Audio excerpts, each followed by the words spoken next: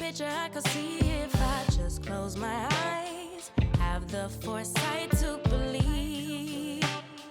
Time don't move backwards, it speeds to the future fearlessly. Charging forward when I open my mouth, though I may not know how. I know I was born to sing. Travel the world, raise baby girls,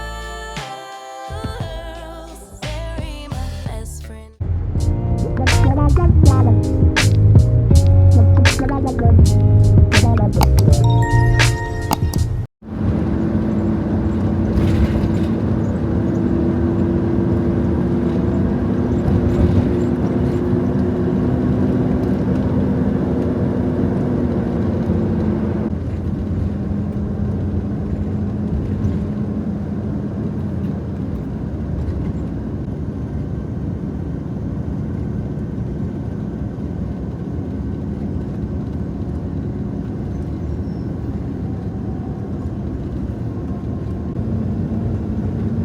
Take the next left onto Edgerton Avenue, then turn right onto South Braddock Avenue.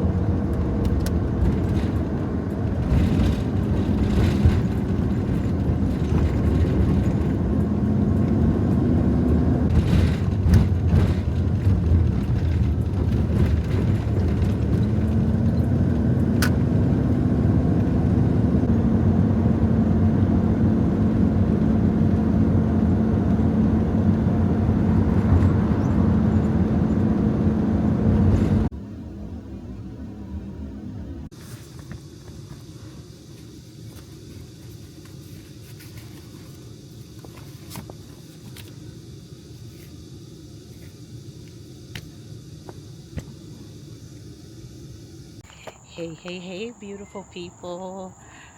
I hope everyone is doing great. Welcome back to my channel, Liberty Serenity.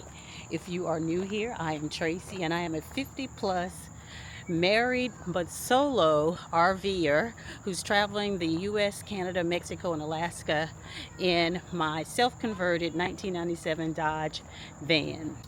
Y'all know we have been doing a series on safety, particularly as a Black woman traveling solo. And I have even more tips. This is part 3. So if you haven't seen part 1 and part 2, I will make sure that I put links to them in the description. And also I may put them up somewhere up here. I don't know. But make sure you check those out. All of the tips are equally important. So no tip is less important than the other. But it does make sense to look at them in the order. Today, I am in the beautiful state of Pennsylvania, and I am visiting one of the community parks. They do have national forests here. They have the Allegheny National Forest. I don't think I'll be going there, but they also have community and regional and state parks here. And today I am at the Allegheny River Trail Park in, I believe this is the city of Aspinwall. It is beautiful. So we're gonna take a walk because I need to get some exercise, because the girl is trying to have a high level of quality of life as I age and mature. If you haven't already subscribed yet, go ahead and hit that subscribe button, because I know I'm going to share something, do something, say something to make you laugh, that's important, all the things, or that is relatable. So go ahead and do that and set your notifications so you will know when I upload my next video as well. My OG subscribers, I appreciate you so much. Thank you for your super thanks, your comments, your shares, your emails, your concern. I do not take it for granted. It is definitely a blessing, and I appreciate you so much. So let me show you where we're at. This is the park that we're at, and it's absolutely gorgeous. I would love to hang out here for a picnic or something. And I may actually come back to this park tomorrow before I leave. Lots of families here. As you can see, the shrubbery, the landscaping is amazing. If you are a bird watcher, there have been some beautiful birds here. Unfortunately, I don't know what type of birds they are, but they are here. Lots of places to dispose of your trash, recycle bin. There's also restrooms, and they host a lot of events here, which is pretty cool. A lot of the events are free. They have concert series and just a number of different things. So this is an amazing park. If I lived here, I would definitely visit. But this is why it is called the Allegheny River Trail Park. Look at that view. Isn't that amazing?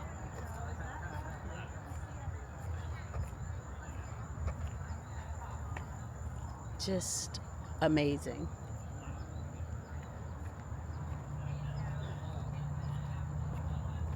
And just right across, I don't know if you can see right there, there is a playground for kids, a swing. Well, not necessarily a playground, it's just swings.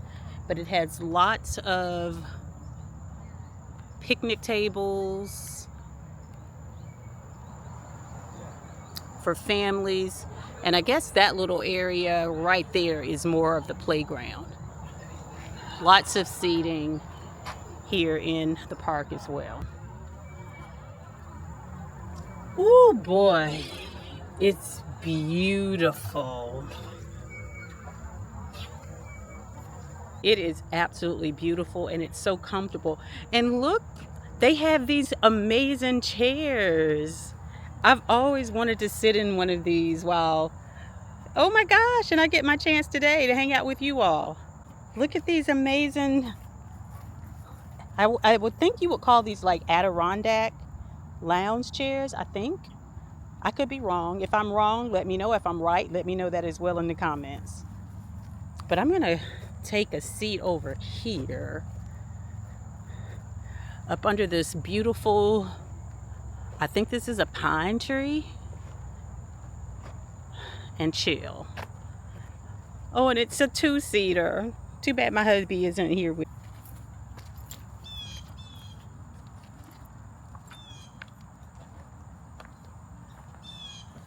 Oh, this is so comfy.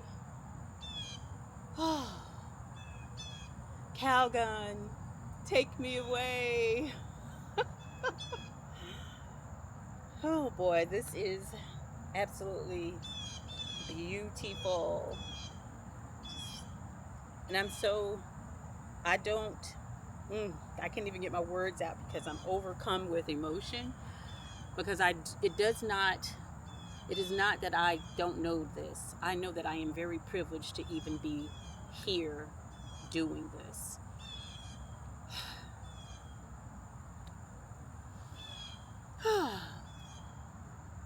And if it weren't for the sacrifices, and I don't like to call them sacrifices, if it weren't for the fortitude, the perseverance, the desire for more for my ancestors, I would not be sitting here today doing what I'm doing, traveling the country in my van solo, but simply traveling the country in my van, because we all know that that was not easy for us to do. And don't judge me. This fingernail, I don't even know if you noticed it, but the nail polish on one finger, and I'm sorry, I don't mean to.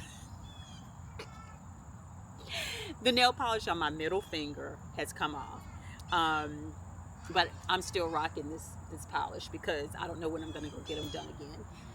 But we know that it wasn't safe for our ancestors, and sometimes it's not even safe for us now, because there are still things called sundown towns, and there is still rampant racism in this country. So let's just go ahead and get into these safety tips. But before we get into these safety tips, I just want y'all to see this view. Y'all, this view is, oh my God, so amazing. Look at that view. The sun is high in the sky, doing what the sun does. It's ready to set. And then, I don't know the name of that bridge, but it's been there a while. But look at this view.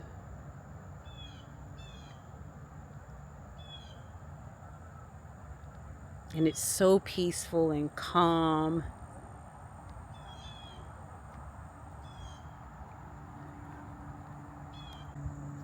Just over there, there are some ducks. I'm gonna zoom in. Maybe we can see them together. You can sort of see them right there.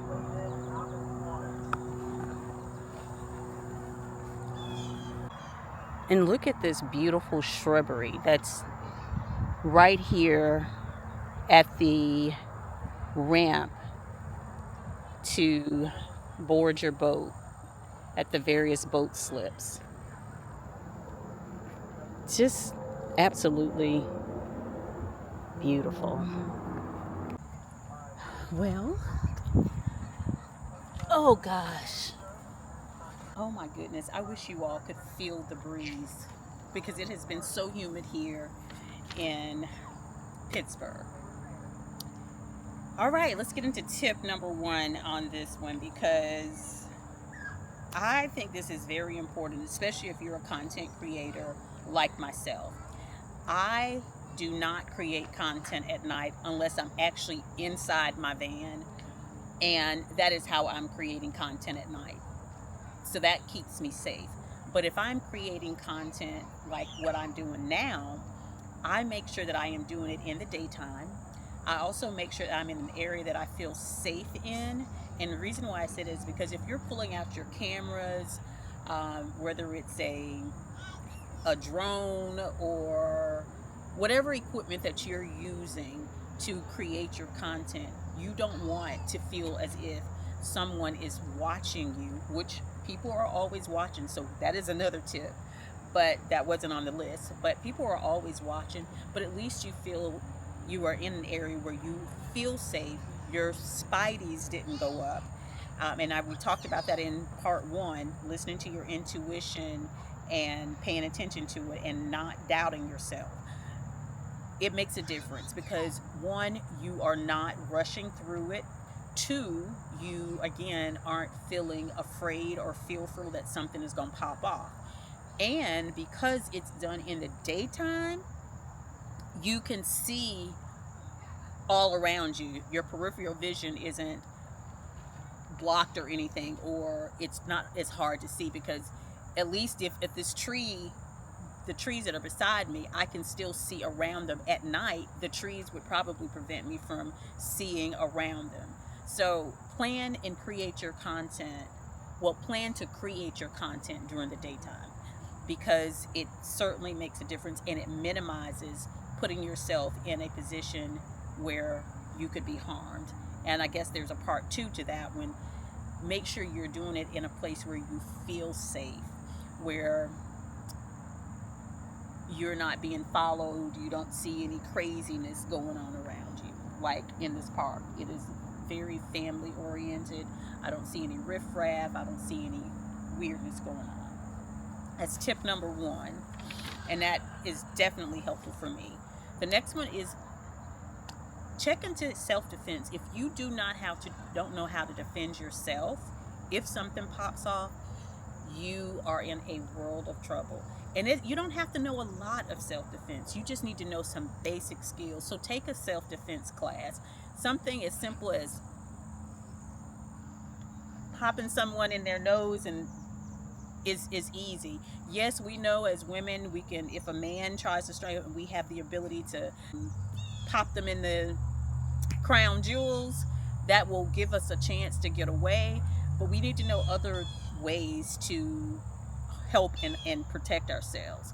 Where we should punch someone, where we should aim the pepper spray or whatever that is, or where you should use your taser if that's what you have. And just learn other ways, because you're not going to always be able to get to your weapon if someone attempts to attack you, right? So self-defense is a very, very important lesson that I would consider, and I would definitely ensure that I knew, which I do know self-defense. However, also my caveat to that is practice it, even if there's no one there. If there's a Groupon, do they even still have those? Or if there's some type of coupon where you can go take a free or low-cost self-defense class, go. It never hurts. It's just like if you have a gun, you want to practice at the range, you want to continue to practice your self-defense, because it continues to build muscle memory. And if something pops off, you already know what to do, and your muscles already know what to do. So it will be second nature to you. The next one is never go below half a tank of gas. I do not go below half a tank of gas. One, because it's expensive filling up a 35 gallon gas tank. So if I'm putting in 17 and a half gallons, I feel like I'm saving some money. But the reason why I never go below half a tank is because life happens, and you never know when something is going to happen to your vehicle, or you never know if you are going to get lost somewhere and you got to find your way back. If you're down to a quarter tank of gas and you are 60 miles away from the nearest exit to get back to where you need to be, you're not gonna make it, baby. So that's the reason why never go below half a tank of gas. And if you got to get away, if you got a half a tank of gas, you, depending on what type of vehicle you have, you can get at least 100 or so miles away from where you were. At least if you have at least a half a tank of gas. But I never go below half a tank. As a matter of fact, I have gotten to the point where I don't get below 3/4 of a tank, especially when I was in Canada, because gas was so expensive there.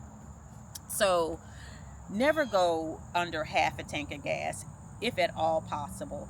And also, when you're traveling, like I'm traveling across the country, you don't know where the nearest gas station is. Now, if you're like me, you're anal, so you try to prepare for things like that in advance, to know. So if you even are at a 3/4 of a tank, I'm like, I'm gonna make sure I got gas. I'm gonna fill up.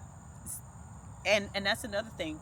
Be vigilant in recognizing what you see on your drive, so that you can have the foresight to go ahead and get that gas and be safe and not sorry.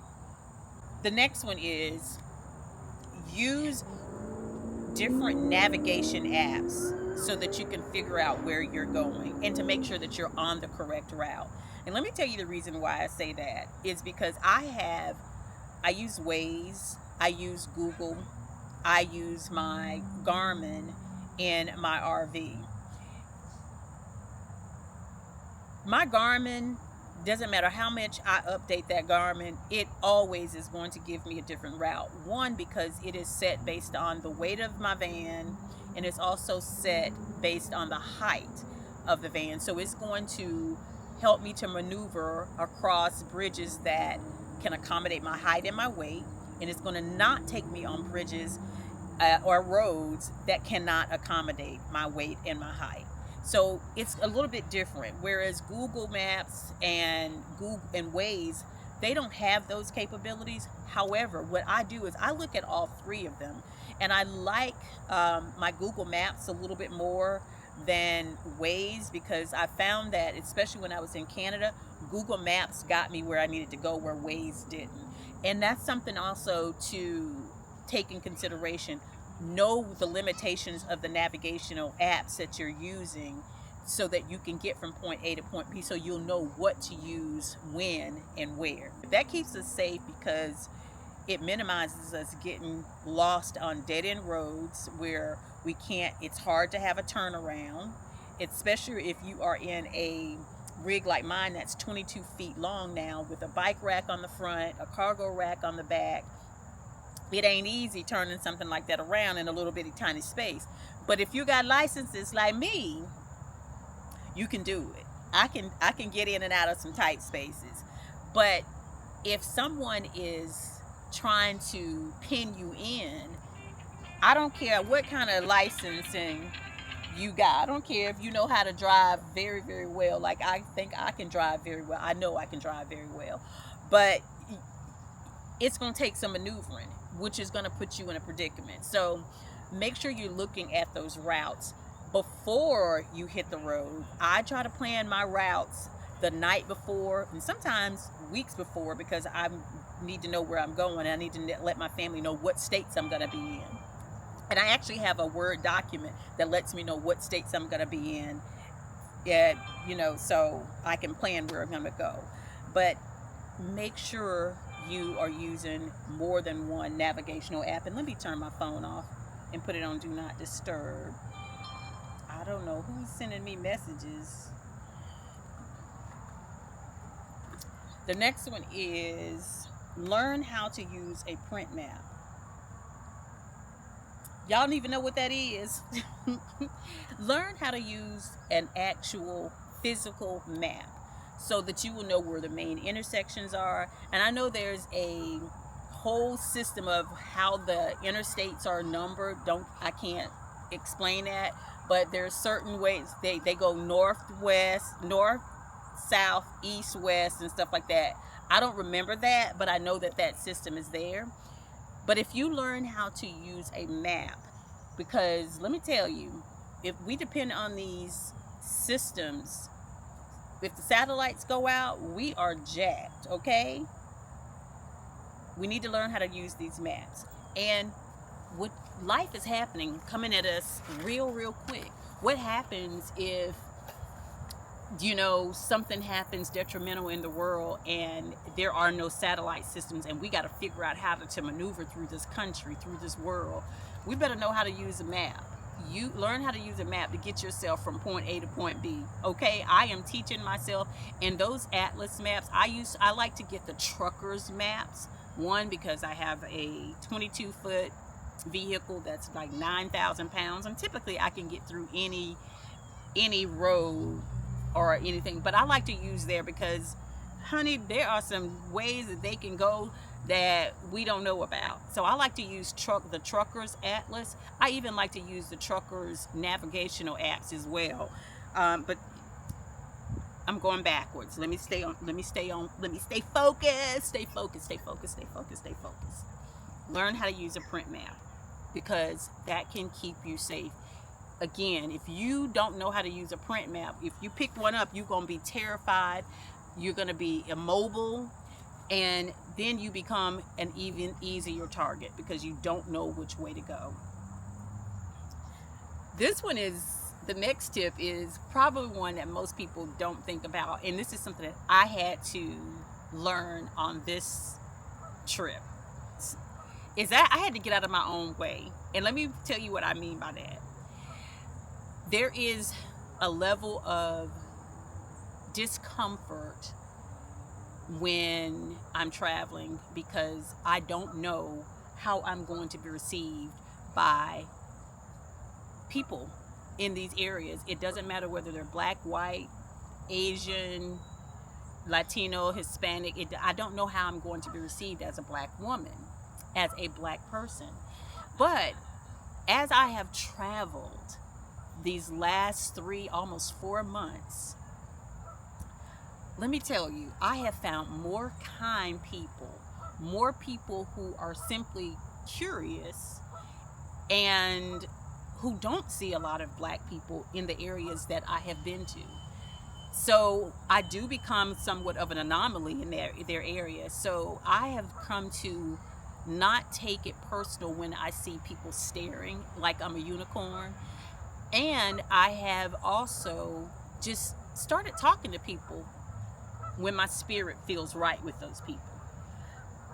If my spirit ain't right, they ain't right, period. And I leave them alone. But I had to get out of my own way and know that there are probably more kind people, more people who are more tolerable, who are more humane, if you will, who believe in humanity, who aren't hung up on the color of my skin or my gender.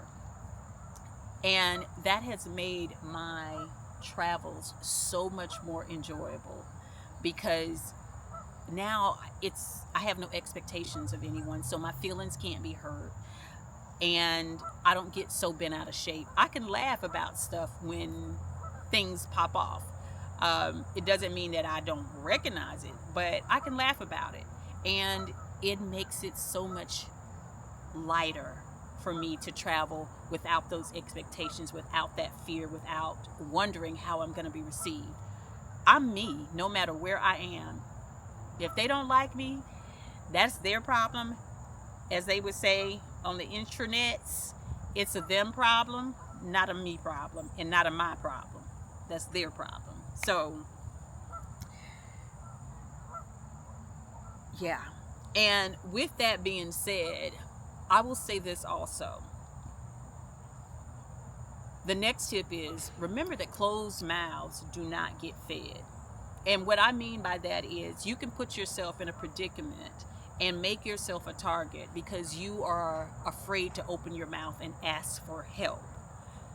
Let me give you a scenario. We all need water. Our body is 70% water, right? So when I'm traveling, especially if I'm not going to be staying at a campground, I have to figure out how I'm going to fill up my 46-gallon water tank, right, when I get low.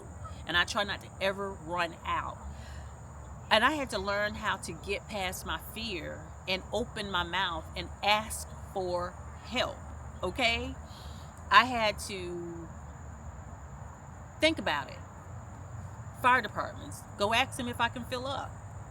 Go on Facebook and find out where places are. Only thing I can get is a yes or no. I can get locations, or I can get some idiots and I can just decide to ignore them. But closed mouths do not get fed. Do not put yourself in a position where you don't have what you need because you are afraid. Because that makes you a target, because now you're anxious, you are unsure, you are fearful that you're not going to have, and that's the kind of energy that brings negative things to you as well. So that can help keep you safe. Closed mouths don't get fed. Follow your intuition, and everybody is not mean. Everybody is not ugly. Everybody is not concerned about the color of your skin. Everybody, it doesn't matter to most people. There's probably just a minute number of people who those things matter to, but because it gets blown up in this world, it seems like there's so many more. Because again, as I have been traveling, I have run across some amazing people that were so willing to allow me to fill up my water tank at their homes and stuff. Now, I didn't do it, but the kindness was offered, and I appreciate that. The next one is research, and research some more. And here's why. You want to know where you're going. When I am traveling to areas, I look at the local, I go to the visitor center, of course. I look at that city or that county or that borough, as they have here in Philly, or I'm sorry, in Pittsburgh. I look and see what's going on, what has happened recently, what type of crime has been driving their area. I look at crime statistics. I look at housing. I look at the growth of the area. I look at the local news stations for those areas. I go on Facebook and I may look up groups and find out what's going on in those areas and ask questions. I research. I'm not going to put myself in a situation where I'm going to be a target or where I'm going to feel so unwelcome that I want to leave. Not by choice anyway. And it has saved me so many times, okay? I wish I had done more of that when I was in Quebec City, but who would have known? It didn't say, I didn't hear anyone say that it was rude but There were some places that I went to in Canada that I thought, oh my gosh, I don't want to be here. And Quebec City was that place. And there are some pockets of some of the cities that I've gone to here in some of the states that I've driven through, and I was like, yeah, not want to be there. You can almost tell. But research. I also check previous sundown towns. There is a link, and I'll make sure I put that link in the description, that will tell you where the sundown towns were, because many of these places sadly are still sundown towns. I also check demographics. I want to know, what is the population of Black, African American to white, Caucasian, Asian, Latino, Hispanic, all the things. If we ain't but that much, I don't know if I necessarily want to go. But it also doesn't mean that I won't go. That is a choice that I make based on how my spirit feels about that particular area. And also possibly from having a conversation with my husband, because he's very knowledgeable about a lot of these things. So research. The next one is, if you can, minimize when you are boondocking, especially when you are dry camping somewhere, minimize the number of ways that you are going in and out of your vehicle. For instance, let's say that you have sliding doors or doors that open on the side and back, and of course the cab area, like my van. Maybe you don't go out your side doors often, or you don't open your back door. Maybe you only use your driver and passenger doors, or maybe you only use your driver's side door to go in and out, right? That minimizes the options that you have, yes, to get away if something were to pop off. But what it does also is that it minimizes the ways that they think they can get into your vehicle, right? If they never see you opening those doors, they could possibly, and this is a mind, you're trying to psych people out. It's a mind thing. They don't know if those doors are working. If I never saw anybody going out those doors, I definitely wouldn't be trying those doors. If the only door that you're going in and out of is going to be the driver's side door, if I'm a thief, I'm going in the door that I see you going in and out of. I'm not going to make the work hard for me. That's just not what I'm going to do, okay? And also, it minimizes the number of doors that you have to make sure are locked and secured at all times when you are boondocking or dry camping somewhere. If I only got to worry about my driver's side door being locked, it's going to be very hard for me to miss that one, right? Because you're going in and out of that door. Or if you are using your side doors all the time to come in and out versus your passenger, you're walking to the back and coming out the side door. Or if you're in a Class A RV, or maybe a class, most Class A RVs don't have doors. They have a one door in and one door out, typically. You got to walk to that door to get in and out. So you only have one exit. But we're talking about people who are in van life. But these safety tips can work for everybody. But if you only got one door, that's one door you got to secure, right? Minimize the number of windows that you are opening all the time, because if people see you opening all of your windows, they know they have access to all of those windows if they're looking to do something bad, right? So minimize the number of doors and windows that you have to open and lock. And also, let's try to throw people off on how many doors actually work. Because if you never see me opening my doors, I don't know if they work. I don't think I'm going to try them. I wouldn't. The next one is, be wary of children, mothers, older women, older people. Listen, folks know that most of us have a soft heart for children. Most of us have a soft heart for seniors. Most of us have a soft heart for someone that looks like they are down on their luck. They're in between blessings and whatnot.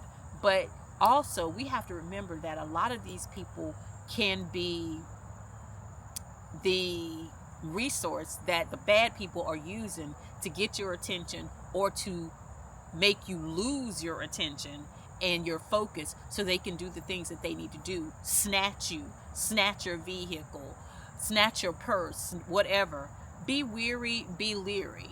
Yeah, I'm not saying everybody's out to get you, but let me just say there are a lot of people, a lot of women who are missing because there are women who are part of the quote unquote trafficking. And sadly, we trust each other and then we end up missing and are harmed or worse, right? So listen to your intuition, listen to your spirit, be weary. If you've got to talk to them, make sure you are perusing your surroundings, situational awareness. Make sure that you have clear sight to your exits. Make sure that you let someone know, if you, especially if you don't feel good. I'll give you an example. I was in Walmart several years ago when I lived in Montgomery County in Maryland, and this has been a long time ago. And I noticed that this young girl came up to me and she was saying that she was hungry and whatnot and whatnot and whatnot. And of course, because I'm a mom, and because she looked as if she needed help, my heart went out to her and I was going to help her, but I kept noticing something. I noticed around her there were these two guys, and I was like, why are they watching us? And after that, I was like, you know what? I'm sorry. Let me finish doing what. If I can help you, I'll let you know. And I got the heck on. I just noticed that something wasn't right. And what I did was I kept walking and I started to go up and down different aisles to see if anybody was following me. Sure enough, the guys were following me. And while I was doing that, I was making my way towards the front of the store, not towards the back. I was making my way towards the front so that I could get to a manager or someone. That's when they actually had more employees in the store where you could actually get in touch with management. And what I did was, as soon as I ran up on a Walmart employee, I started talking to them. And let me tell you, those guys got the Hammond Brown Zenon's on. Now, here's the thing. Had I not been paying attention to my surroundings, I was going to give her some money. I could have opened my purse, but I wasn't going to open my purse. But most people wouldn't think like that. I would have taken her to the register and got some money back. I would have never opened my purse around anyone. I just don't do that. And I also keep my purse on my back. I don't, I like to carry my little backpack where you can't open it. And if you've never seen this purse, when you put it on your back, the opening is on your back. Nobody can just go into your purse. And I'll put the link to that as well. But pay attention, because people are, sadly, there's a lot of people who are in hurt. There are a lot of people who are actually being forced to do what they are doing as well. So they may be being trafficked and being forced to do what they're doing, and it's just too much. Just be wary, be cautious, because it can happen, and that's where situational awareness comes into play. I think I already said this. Remember that someone is always watching you. You probably noticed that I am still, while I'm sitting here, I am looking to see who is coming up on me, see who's around me, see who's leaving, and all the things. There was a gentleman right there that had a dog. He had a book in his hand, and he's gone. I watched him. There's a woman who had her baby right there. I talked to her briefly. She's gone. Right now, there's no one here. I'm also watching the sun, because the sun is about to set shortly. So I'm watching to see how many people are still in the park. There's one family still sitting here in the park. Situational awareness. So I'll know where I've got to go as well. I'm always looking. If I'm always looking, you better believe that person who is looking to do harm is always looking too, because they're looking to see who's not paying attention, looking to see who is paying attention, looking to see where their next easy target is, because nobody wants to do any hard work. Do not make yourself an easy target. That's the whole point of these safety tips, right? So yes, somebody is always watching you, and you need to be always watching too. You feel me? All right. The last one. Now, this one is something that we've heard a lot, and I've done it, and I will do it, especially if I'm not feeling comfortable and I think someone thinks I'm alone, trying to search, feel me out or whatnot. Always pretend that someone is with you when you have an opportunity. For instance, if you're going into Starbucks, if you're going into Walmart, if you're going into a store, if you're going into a restaurant, heck, I'm at the park. If I thought something was going on, I'd be like, babe, I'll check on you later to see how you're feeling. Give someone the idea that my husband is in the van with me, but may not feeling well right now, and I'm gonna check on them. At least they know someone's in the van. Always act like someone is with you, no matter what. Okay, here's an idea and something that you can do. Let's say, for instance, you are coming to this park, or you're going to Starbucks or going to Walmart or wherever you're going, right? And you're not feeling real comfortable, but you just want people to you just don't want people to think that you're alone. That's simple. That's all. You just don't want people to think you're alone. You can always yell back and say, babe, you want me to get your regular coffee? Or mom, or something, dad, or whoever, whatever. You can say that, whatever name you want.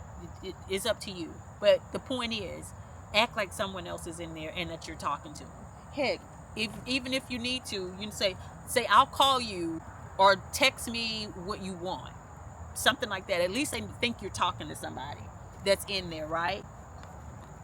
If you're going to be at the park or somewhere for a while and you want them to think that someone is in your van, you can always say, well, enjoy your book. I'll see you in a, I don't know, I'll see you shortly, but enjoy your book, or something that gives the perception that someone else is in that van. Because if they think someone else is in there, nobody wants to be running up on somebody. Really, people who are stealing, or they really want to get in and steal stuff typically. Sadly, there are people who want to do worse.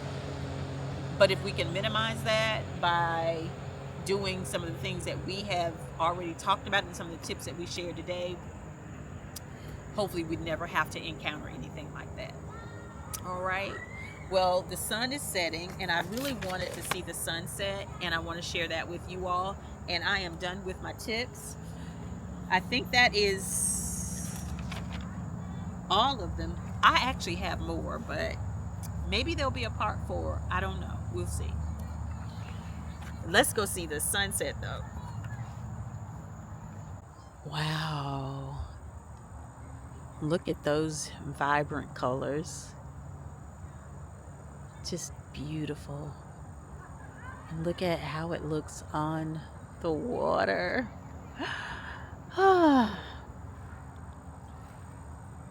Just beautiful.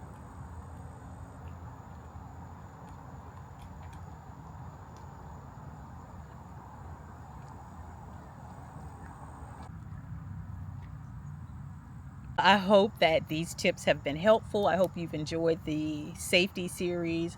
And what I would love to know is, what tip is your favorite from this particular video?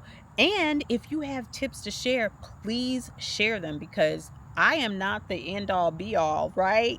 So please share your tips in the comments below and let us know, because we can all learn from one another, right? Well, until the next time, I want you guys to do me a favor. And y'all know what it is if you've been following me, right? I need you all to continue to plant the seeds, not just plant those seeds. So I need you to water them. I need you to nurture them. I need you to give them some fertilizer, all the things, so that you can continue to grow, thrive, and flourish. Because at the end of the day, the goal is to flourish so that you can have and live the life that you desire, that you deserve, the one that you were created to live for. Because let me remind you, Mother, Father, God did not create us just because. We were created on purpose, for purpose, with purpose. Okay, so I'm gonna need us all to live that out. You hear me? You feel me? All right. I know it can get a little hard sometimes. I know sometimes seems like stuff just always popping up, but let me tell you, I need you to keep on keeping on. Work through that. Work through it. Sometimes we got to go through some things because we didn't get the lesson the first time or the fifth time, and it's coming back at us in a different way. But we can do this. Do not give up on yourself. Do not give up on your dream. Keep on keeping on. Just continue planting those seeds, watering those seeds, nurturing those seeds, and it will come to pass. I am living proof. All right. I love you all, and I will see you all in the next video. Take care.